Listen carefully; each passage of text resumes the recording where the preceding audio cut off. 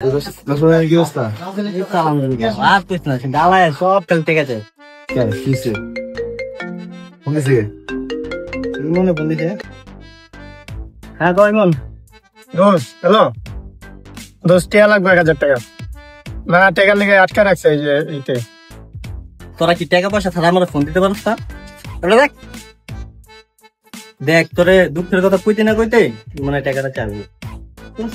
কি আর করবি? বন্ধু বান্ধব ওই দেখ আবার আলিফে ফোন দিছে। দেখি বল। হ্যাঁ মামা ক।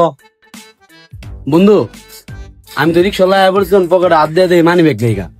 তুই একটু নিচে নাম না, নাহলে বিকাশ আমার 200 টাকা দেয়, আমি রিক্সা ভাড়া দিই। ওই বেটা, আমি কি বিকাশের দোকান খুলে বসি? রাখ সেই জ্বালা আর ভালো লাগতেছে না মামা। কি আর করবি? বিকাশ পিও না। রাজু ভাই ফোন দিতে দোয়া করে যেতে টাকা আছে। হ্যাঁ ভাইয়া কও।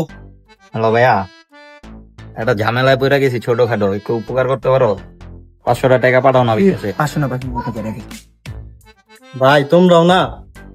আচ্ছা আমি দেখতেছি, খারাপ একটু তাড়াতাড়ি পাঠাও ভাই। হ্যাঁ আচ্ছা ঠিক আছে। দেখতেছি। রাজু ভাই টাকা দিতেছে। কি করস? তুই কি বিকাশ করে দিস নাকি?